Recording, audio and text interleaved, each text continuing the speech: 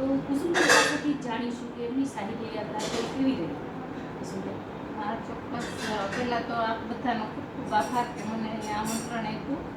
અને મારી સાહિત્ય યાત્રા વિશે કહું તો આમ તો હું લગભગ 30 વર્ષથી લખું છું પદ્ય, અને અમારા જ્ઞાતિના મેગેઝિનમાં રેગ્યુલર આપતી શરૂઆતમાં આર્ટિકલ લખતી અને સામાજિક સ્ટોરી લખતી. અને પહેલી મેં સંદેશ ન્યૂઝપેપરમાં એક લઘુકથા લખેલી અને ત્યારબાદ એક નવલિકા આપેલી. અને કવિતા તો હું લગભગ હવે 2017થી લખવાની શરૂઆત કરી. એટલે પહેલાં તો અછાંદસ કૃષ્ણ વિષય ઉપર ને એવી રીતે વધારે લખતી. પછી 58 વર્ષની એક થઈ પછી મને એમ થયું કે છંદમાં બધા લખે છે તો મારે શીખવું જોઈએ. એટલે અમારે મંગલપંથી સર એક છે શીખવાવાળા ગુરુ, એટલે એમની પાસે અમારું એક અમદાવાદનું ગ્રુપ છે વેલવિસર, એમાં હું જોઈન થઈ અને પછી એમની પાસે શીખી. એટલે અત્યારે તો મેં ઘણી બધી ગઝલ લખી છે છંદમાં અને મોકલું છું ઘણા બધા સામાયિકમાં ને બધે એવી રીતે.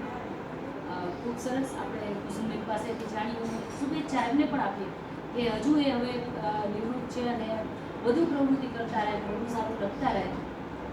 બીજી એક વાત કહીશ કે શીખવા માટેની કોઈ ઉંમર નથી હોતી, ગમે તે ઉંમરે તમે શીખી શકો, કોઈ પણ વસ્તુ અશક્ય નથી.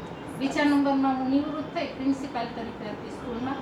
પછી 2 વર્ષ અમે આરોગ્ય રથ ચલાવ્યો, અમારું કુંડારિયા ફાઉન્ડેશન છે. એટલે અમે 400 ગામમાં અમે પતિ પત્ની થયા. ફ્રીમાં બધાને બીપી, ડાયાબિટીસ અને હિમોગ્લોબિન, ખાસ બહેનોમાં હિમોગ્લોબિન ઓછું હોય એટલે એ અભિયાન ચલાવ્યું અને 80,000 લોકોને અમે ફ્રીમાં હિમોગ્લોબિન કર્યું છે અને જાગૃતતા લેવા છીએ આરોગ્ય અંગે. કુસુમબેન સાહિત્યની સાથે સાથે સેવાના કામ પણ કરી રહ્યા છે, એ માટે પણ એમને ખૂબ ખૂબ શુભેચ્છાઓ.